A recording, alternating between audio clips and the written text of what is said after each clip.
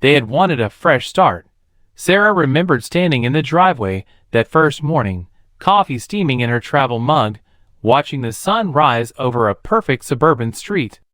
Rows of neat lawns, cars gleaming in driveways, sprinklers ticking in rhythmic arcs. It looked like the American dream package for sale. She glanced at her husband. He was still unloading boxes from the truck, cursing when he dropped one marked fragile. She laughed and called him clumsy. He flipped her off playfully. It felt like home already. They'd saved for years. Cut out takeout, skipped vacations. Sarah picked up extra shifts at the sheriff's department.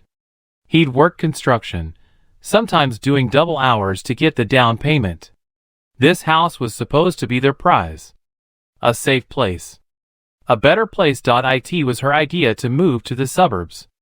She'd grown up in a cramped apartment in the city, windows barred, sirens at all hours. She wanted green space. A yard. Neighbors who said hello. The first week was perfect. They met the couple next door, Bob and Diane. Retired friendly? Brought them cookies and gossip. Bob liked to tinker in his garage. Diane gardened in an obsessive way that Sarah found charming. Kids rode bikes down the street without helmets or fear. Dogs barked, but only playfully. Every house looked like it had been cut from the same catalog, but no one seemed to mind. Then Karen showed up, the HOA chairwoman. She was polite at first. Icy, but polite. She welcomed them with a slim packet of papers. Rules, she said, that kept the neighborhood beautiful. Sarah and her husband sat on their new couch that night reading them. It felt like homework. Grass no higher than 3 inches. Approved paint colors for doors. Trash bins out no more than 12 hours before pickup. They shrugged. Fair enough, they thought. Sarah joked she didn't want to live in a dump. The next week, Karen knocked again. She wore a bright red blouse with gold buttons, clipboard clutched in manicured hands. Hi again! Just a friendly reminder, your lawn's looking a bit long. Sarah blinked. They'd mowed it 3 days ago. Her husband offered to do it right then. Karen smiled so wide it looked painful. That would be best, she said. They thought it was just her being thorough. It wasn't. 2 days later, a letter arrived. Violation notice. Lawn length. $50 fine. Sarah crumpled it in one hand. Are you serious? Her husband shrugged. It's $50. Cheaper than fighting. They paid it. A week after that, it was the trash bins. They'd put them out at 7 the night before. Pickup was at 6 the next morning. Technically, that was 11 hours early. Another violation. Another fine. They paid it again, grumbling. Sarah felt her stomach twist every time she saw Karen now. She tried talking to Bob and Diane about it. Diane winced. Oh, honey. Best not to rock the boat. Karen's always been particular. Bob just muttered that he'd been paying fines for years. Sarah's husband wanted to say something. She stopped him. It's not worth it, she whispered. But it kept getting worse. A letter for non-compliant mailbox paint. They hadn't painted it. It came with the house. Karen claimed the prior owner had used the wrong shade of approved beige. Sarah nearly threw the letter in her face. Instead, she tried reasoning. Karen, isn't this a bit much? We're following the rules as best we can. Karen's smile vanished. The rules are for everyone. We can't make exceptions. Her husband wasn't as diplomatic. This is bullshit. Karen's eyes glittered. Language like that will not be tolerated in our community meetings. Sarah yanked him back. Let's just go, she hissed. They paid. Again, but this time Sarah started digging. She pulled the HOA charter. Read it carefully at the kitchen table with a highlighter. She found some vague lines about preserving property values and community standards, but nothing about mailbox paint. When she asked Karen for clarification at the next meeting, Karen shut her down. This is not the forum for that, Karen said smoothly. Then what is? Sarah shot back. Please remain civil. Her husband snorted so loud half the room heard. They went home furious. That night, they got a visit. A knock after 9 p.m. Karen, and a man they hadn't met before, tall, muscular, wearing a shirt that said, "Security," even though there was no HOA security listed in the budget. "This is Mr. Daniels," Karen said. "He's our new security officer. We've had reports of disturbances at your property." Sarah blinked. "Disturbances? What reports?" Mr. Daniels didn't answer, just shifted his weight and rested his hand on something under his jacket. Her husband noticed. "You carrying?" Daniels didn't confirm or deny. Karen's smile was ice. "We expect our rules to be taken seriously. Daniels will be conducting regular patrols." Sarah felt her heart rate spike. She was a sheriff. She knew intimidation when she saw it. "Get off my porch," she said, voice flat. Karen's eyes narrowed. "Non-compliance can have consequences." Daniels stepped forward. Sarah reached behind her back, hand on her own off-duty weapon. "Leave." For a moment no one moved. Then Karen turned sharply on her heel. Daniels followed. They watched them walk into the dark. Her husband let out a shaky breath. "You believe that?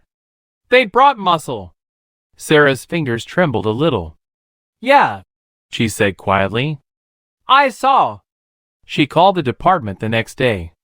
Asked about Daniels. And no one knew him. He wasn't a licensed guard in the county. He wasn't anything. Sarah filed a complaint. Nothing happened.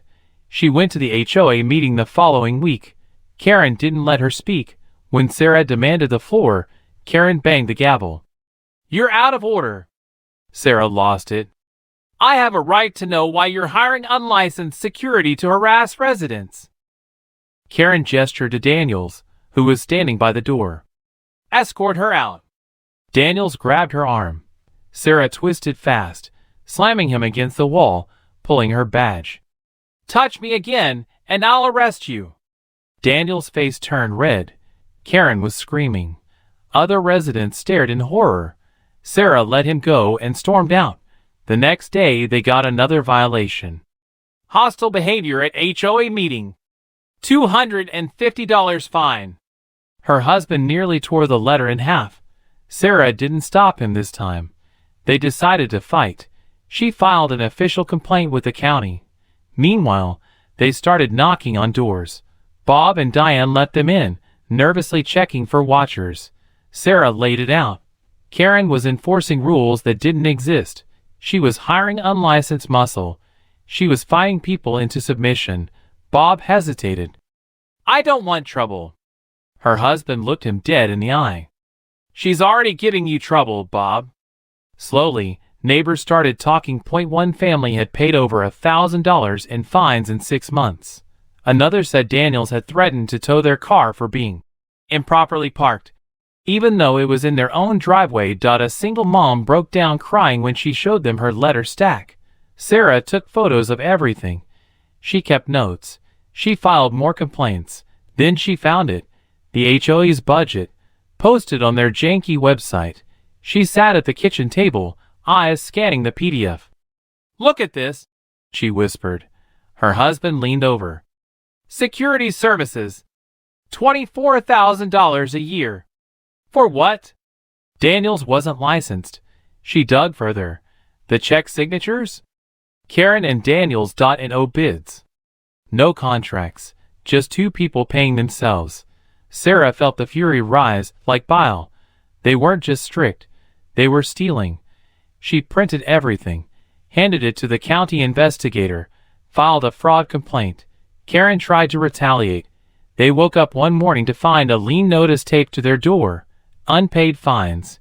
$14.50. Sarah's husband slammed the door so hard the frame cracked. "We're done paying." Sarah agreed, but they needed allies. They went door to door again. Some people still wouldn't talk, but others did, enough to form a quorum.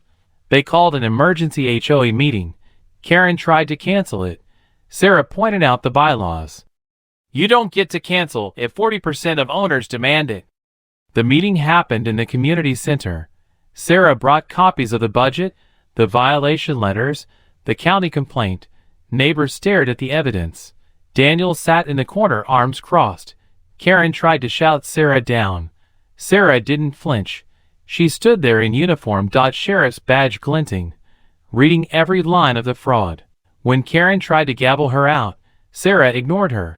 Her husband spoke next. He didn't have Sarah's calm. He was shaking with rage. "This is our money. Our homes. You think you can bully us forever?" Silence. Diane was crying. Bob stood up next. "I'm done paying fines for my grass. I vote to remove the board." Others joined in. Karen screamed. "You can't! This isn't legal." Sarah pointed at the bylaws. "It is." They voted her out. Daniels rose like he was going to charge. Sarah unclipped her holster. "Sit down." He hesitated. Saturday, Sarah's husband made the motion to dissolve the contract with Daniels. Passed unanimously. Karen tried to walk out with the HOA checkbook. Sarah stopped her. "Evidence," she said coldly. Karen was shaking. Sarah didn't care. The county took over the investigation. Sarah gave them everything: emails, checks, security logs that were blank or forged. Daniels tried to disappear. They found him living 2 counties over. He was arrested for impersonating security, fraud, and illegal firearm possession. Karen was arrested for embezzlement, fraud, and conspiracy. The trial took months, but Sarah kept showing up, testifying, watching Karen break down in court. Neighbors packed the benches behind her. Karen got 5 years. Daniels got 3. When it was over, Sarah went home, sat on the porch with her husband, listened to kids laughing down the street. She took a deep breath. "Think it'll be quiet now?" he asked. She smiled faintly. "We'll make sure it is." Sarah pushed her chair back from the dinner table that evening. Her plate barely touched. Her husband, Mark, watched her in worried silence, the shadows from the kitchen light pooling beneath his eyes. She had spent the entire day on the phone with the county clerk's office, reviewing HOA filings, financial disclosures, and bylaws. Most of the documents were standard fare, a mix of dry legal language and vague mission statements about preserving community character. But there were details buried deep in the records that made Sarah's stomach twist. Point 1 entry listed a community safety fund that had been drawn down rapidly over the past year. Nearly $30,000 missing with only a single receipt to justify it. Security services rendered, Daniels and Associates. She had never heard of any formal security company by that name, and a quick check revealed no such licensed firm existed in the county. Mark set down his fork with a clink. "So what's the plan?" he asked softly. Sarah rubbed her temples. "I want to make sure this isn't just paranoia," she said. "We'll talk to some of the other residents tomorrow. Get their side. Find out if anyone else has seen the paperwork or questioned it. But I'm going to keep digging." She slept poorly that night, waking at every small noise, the sound of Daniel's gun still echoing in her head. Even though local deputies had taken him away, she felt the threat linger in the air, like an infection that hadn't been fully cleaned from a wound. The next morning, they knocked on their neighbor Amelia's door. Amelia was in her 50s, a retired school teacher with a famously green thumb. She greeted them with a strained smile, brushing potting soil from her palms. "Hey, Sarah." "Hey, Mark." She stepped aside to let them in. The 3 sat around her small dining table. Sarah didn't bother with small talk. "Amelia," she said quietly, "you heard about what happened with Daniels the other night?" Amelia's face darkened. "Of course," she said. "Half the neighborhood is talking about it. Karen's been trying to tell people you overreacted. Claimed you threatened him first." Sarah's jaw clenched. "That man is an ex-con pretending to be a security officer," she said.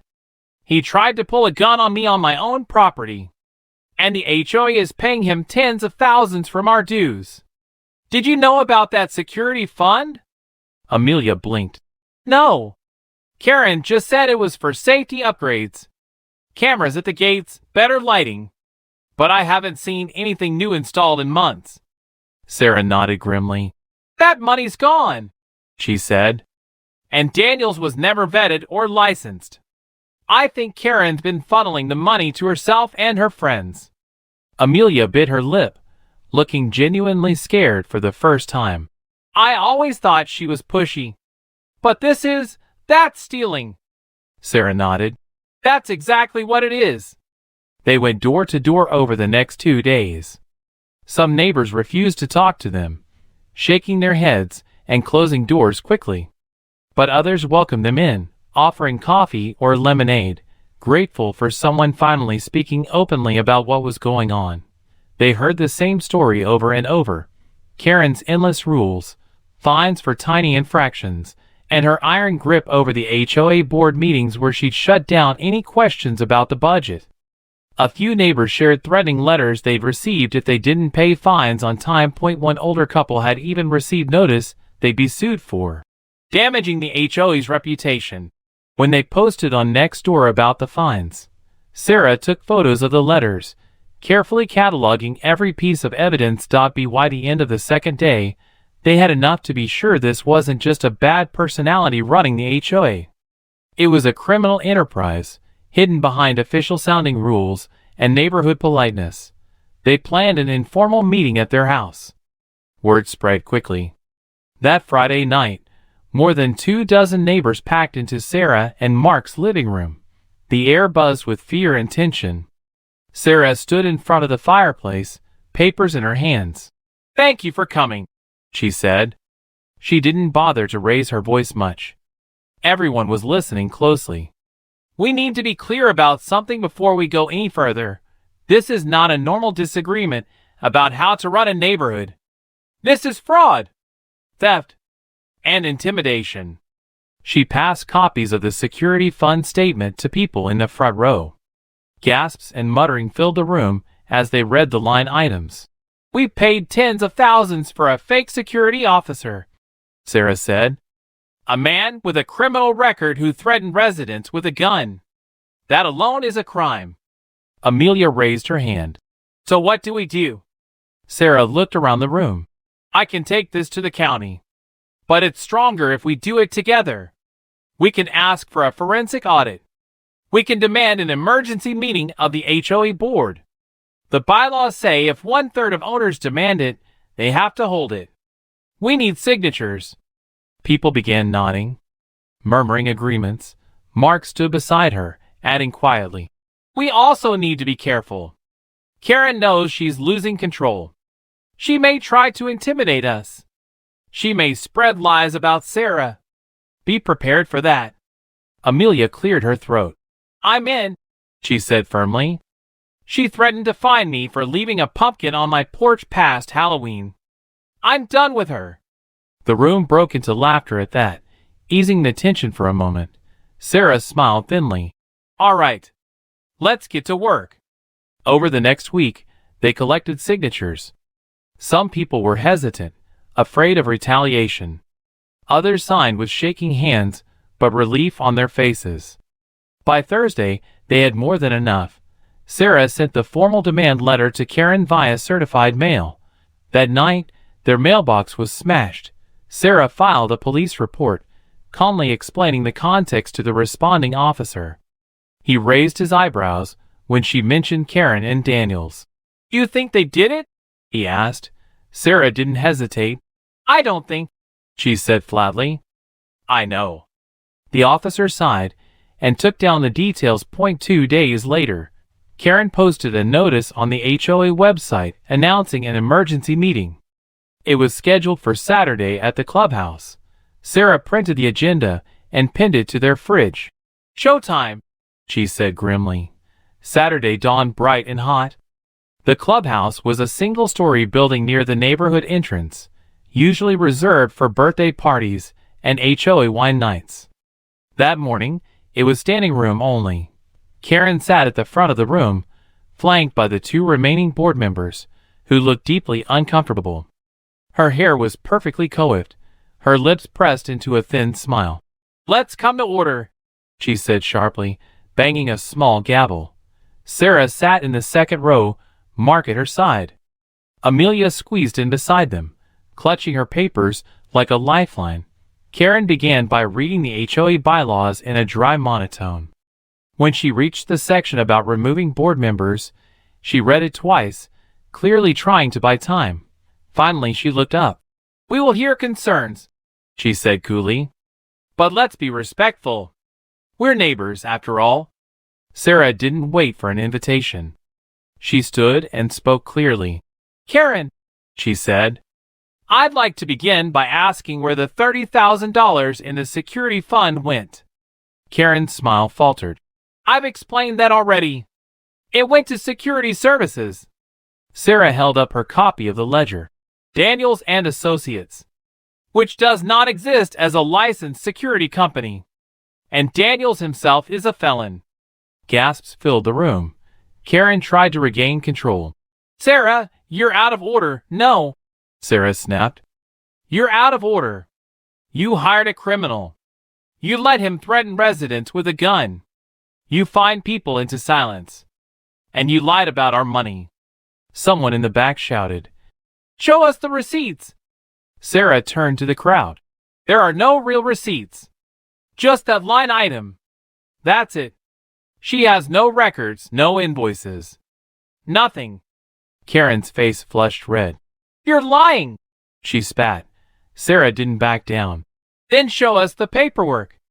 Karen opened her mouth, closed it, looked at the other board members. Neither would meet her eyes. Amelia stood up, trembling with anger. "I move to remove Karen as chairwoman effective immediately," she said loudly. A chorus of "seconded" echoed through the room. Karen tried to bang the gavel, but it was snatched from her hand by one of the board members. A vote was taken. The results weren't even close. Karen was out. She stood there, shaking, eyes darting around the room. "You'll regret this," she hissed. Sarah watched her storm out of the clubhouse. And no one followed. Sarah watched Karen's retreating back as the clubhouse doors slammed shut. For a moment, there was silence, the neighbors exchanging shocked, wide-eyed looks. Then a murmur rolled through the room, growing louder with anger and relief. People talked over one another, about stolen money, threats, fines, and Daniels with his gun. Mark placed a steadying hand on Sarah's arm. She felt her pulse hammering, adrenaline still coursing through her veins. She took a deep breath, letting it out slowly. The two remaining board members, Shelley and Greg, looked shell-shocked. Greg cleared his throat and tried to speak. So, I guess we need to pick new officers?" Sarah shook her head firmly. "We need to do more than that. We need a full audit. And we need to call the county about pressing charges. This isn't over." Shelley blinked at her. "You think she'll really go to jail?" "If there's justice, yes," Sarah said. "Fraud, embezzlement, hiring an unlicensed security thug. She used HOA money to pay for that man to threaten us. We can't let her walk away." The room went quiet again. Amelia, voice shaking, spoke next. "I want to help," she said. "We all do. We've let her push us around for too long." One by one, neighbors nodded. Even the ones who had been too scared to speak before found their voices now. People who had paid hundreds in questionable fines. People who had been threatened with lawsuits. Even those who had stayed silent out of fear or politeness realized they had been complicit by looking away. Sarah felt the weight of their eyes on her, looking for guidance. She wasn't the HOA's president, or even on the board. But she was a sheriff. She understood procedure. And she had the will to fight. She raised her voice. "We'll set up an interim committee right now. Volunteers only. No one who served with Karen before. We'll collect everything she left behind, every document, every receipt, every email she sent in her official capacity. We'll secure the records before she can destroy them." Shelley and Greg nodded immediately. Amelia and half a dozen others raised their hands to volunteer. They scribbled down names and numbers on scraps of paper and lined notebook pages.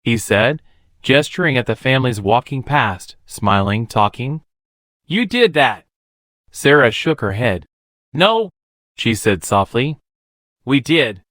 And she meant all of them, because it had taken everyone deciding to say no, everyone standing up, everyone deciding this was their home, and they'd fight for it. In the end, that's what saved them. In